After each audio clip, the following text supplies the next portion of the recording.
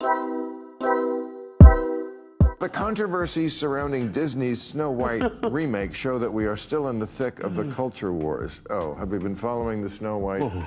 Actually, the first time hearing of this. Really? No. Yeah. Okay. Good for you. Well, It is over for Rachel Zegler. Her career is done. She will be lucky if she makes it on a direct-to-DVD Steven Seagal movie at this point. Theater chains across America are quietly erasing the Snow White remake from their schedules. Not with an announcement, not with an explanation, just gone. Empty theaters, canceled showings, and a $250 million Disney investment crumbling in real time. The studio released their Snow White remake starring Rachel Zegler, and in the process shattered more little girls' dreams than Harvey Weinstein. That's why no one bothered to show up. Empty theaters across the country tell the true story about this crime against cinema. Enjoying the vibe and excitement of the streets of London. Behind closed doors, insiders reveal managers are cutting their losses after seeing rows of vacant seats night after night. One theater owner in the Midwest shared that a Saturday evening showing, typically prime time, had just 3 attendees. Another in California reportedly shifted Snow White to their smallest screening room after the first weekend, only to still see empty seats. I mean, they're projected to lose between $200 and $400 million on this. It's over. It's a wrap. Because her entire career rested on this Snow White movie being a success. It ain't looking good. Meanwhile, merchandise is vanishing from store shelves faster than the evil queen's beauty. But not because people are buying it. The numbers tell a devastating story.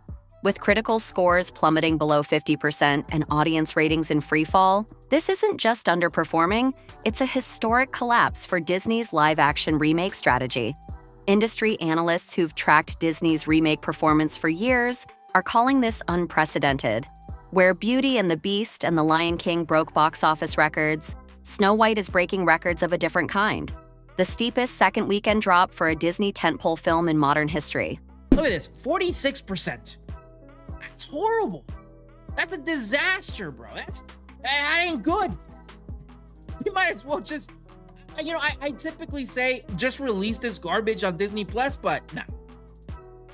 I think they should just just forget this. Just try to erase this movie from existence completely at this point. Social media has transformed into a digital roast session, with viral posts showing empty theaters captioned with brutal jokes about 7 dwarfs, 7 tickets sold. The hashtag # Snow White flop isn't just trending, it's dominating conversations across platforms as former fans express not disappointment, but genuine anger. I just mean that it's no longer 1937, and we absolutely wrote a Snow White that is she's not going to be saved by the prince, and she's not going to be dreaming about true love. She's dreaming about becoming the leader she knows she can be. Snow White is running for president. I'm launching my campaign. I am. I don't want to gag myself on the air, so I won't do that. You know what bothers me more than anything about this? These stories are invented. Video compilations of audience reactions leaving theaters show confused faces and parents trying to explain to disappointed children why the story they knew was nowhere to be found. At the center of this fairy tale nightmare stands Rachel Zegler, whose pre-release interviews ignited the first sparks of controversy. Rather than embracing the beloved classic, Zegler's comments seemed to dismiss everything audiences cherished about Snow White. In one viral moment, she declared, "She's not dreaming about true love. She's dreaming about becoming the leader she knows she can be." And she's not going to be dreaming about true love. She's dreaming about becoming the leader she knows she can be. Snow White is running for president. I'm launching my campaign. Another comment about the original prince being creepy sent traditional Disney fans into an uproar. What should have been standard promotion became a cultural battleground where neither side was willing to compromise. Marketing experts now point to these interviews as a masterclass in what not to do when promoting a remake of a beloved classic. The disconnect between the star's vision and the audience's expectations created a chasm that even Disney's marketing machine couldn't bridge. One public relations veteran called it the most self-sabotaging press tour I've witnessed in 30 years in this business. They couldn't put dwarfs because this is just so typical of the left. The progressives always finding a way to find their way back to doing something not progressive. You'd think the most progressive thing would be get people jobs, and dwarfs want to work. Like an honest golden employment opportunity for dwarves. There's not that many scripts that come down the pike. No, only 7 of them. That has, and there's 7 dwarf jobs here. But because I think it was Peter Dinklage said this is, this is not right. This is demeaning. And they were like, what? We just want to work. We're dwarves.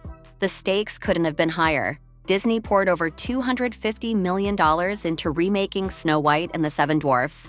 Not just any film, but the cornerstone of their entire empire. This was Walt's original masterpiece, the world's first full-length animated feature that transformed entertainment forever.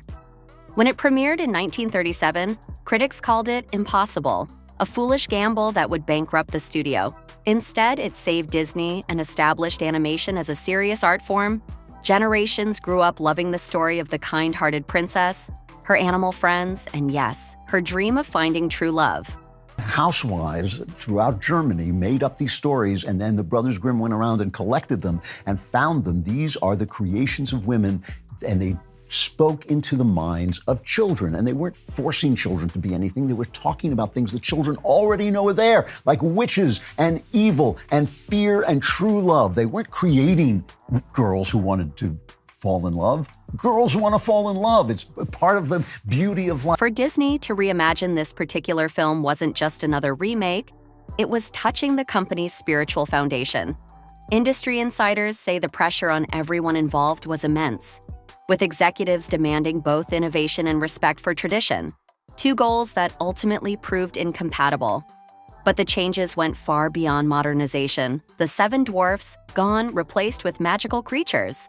This decision alone sparked controversy when actor Peter Dinklage criticized the original characterizations, while other actors with dwarfism countered that Disney was eliminating rare acting opportunities. But because I think it was Peter Dinklage said this is, this is not right. This is demeaning. And they were like, what? We just want to work. We're dwarves. The charming prince, minimized almost to non-existence over concerns about the original kiss narrative, Snow White herself transformed from the gentle soul whose kindness was her superpower into something unrecognizable to longtime fans. Test audiences reportedly left confused, unable to connect with a story that seemed embarrassed by its own source material. Rachel Zegler spent her energy, her time, leading up to the release of this Snow White movie, shitting on the original, right? And not to mention that the people that voted for Trump tend to be people that appreciate more wholesome values, traditional values, people that tend to have kids, right? Because that other side, right? The woke weirdos, the lizards, these people, they don't believe in having kids. One insider described executives watching early screenings in stunned silence as they realized they'd fundamentally misunderstood their audience. Focus group transcripts allegedly showed children asking where the dwarfs were and why Snow White seemed angry all the time. The musical elements, considered essential to Disney's identity, also underwent dramatic changes. The original's signature songs like Whistle While You Work and Hi Ho were either reworked beyond recognition or minimized in favor of new compositions that focus groups reportedly described as forgettable and trying too hard. I think Rachel Zegler probably wants this too. I think Rachel Zegler, she probably wants people to forget about this movie. She wants people to forget this entire experience. She would probably appreciate Disney just making this movie go away. Composers behind the scenes were allegedly frustrated by constantly changing directives from executives who couldn't decide whether to honor the original music or distance themselves from it entirely. By trying to satisfy everyone, they ended up satisfying no one, a pattern that repeated throughout the production. Inside Disney headquarters, sources describe a full-blown crisis. Emergency meetings called at midnight, marketing teams working around the clock to salvage what one executive allegedly called a brand-damaging event. Bob Iger himself reportedly demanded answers about how a sure-thing nostalgic hit transformed into something audiences were actively avoiding. Iger reportedly was very desperate, where he also proposed a plan to the board to remake Snow White entirely, with zero agendas attached, and to exclude the typical Disney message. Regardless of abandoning the top 3 shareholders, Vanguard, State Street, and BlackRock, the board reportedly didn't believe in Iger's proposal and is now officially forcing him to resign, either by the end of this year or by early 2026, either of which will be well before his previous plans to step down. The internal blame game has begun, with different departments pointing fingers while shareholders demand accountability for a potential $400 million write-off. Some insiders fear this isn't just a temporary setback, but a breaking point in audience trust. Particularly concerning for executives, data showing that audiences who loved previous remakes like Cinderella and Aladdin are actively telling friends and family to skip Snow White. A nightmare scenario for a studio that relies on goodwill and positive word of mouth. The financial damage extends beyond box office figures. Major retailers have quietly begun removing Snow White merchandise from prime shelf positions, with some discounting items by up to 80% just to clear inventory. One toy industry analyst noticed that major chains reduced their Snow White section from prominent end cap displays to single shelves within weeks of release. Costume sales, typically a reliable revenue stream for princess films, have reportedly fallen 90% below projections. Theme park character meet and greets are seeing shorter lines, while classic Snow White attractions suddenly have renewed interest, creating an uncomfortable contrast executives can't ignore. Disney stores themselves have reportedly received instructions to gradually reduce Snow White remake displays without drawing attention to the change. A quiet admission of defeat from a company known for doubling down on its investments. Rachel Zegler's response to the backlash hasn't helped matters. Rather than acknowledging the disconnect, sources claim she's doubled down, liking social media posts that dismiss critics as outdated or irrelevant. Behind the scenes, however, the situation is more complex. One insider suggests Zegler feels trapped between the public persona Disney expected her to project and her own beliefs about the character. In private, she's reportedly emotional about becoming the face of a controversy that extends far beyond her performance.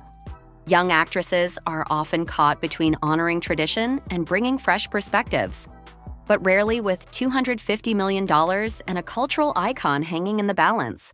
Those close to production say Zegler is now receiving coaching from crisis management specialists as her team works to minimize long-term career damage. The challenge: how to distance herself from the failure without appearing to blame the studio that cast her.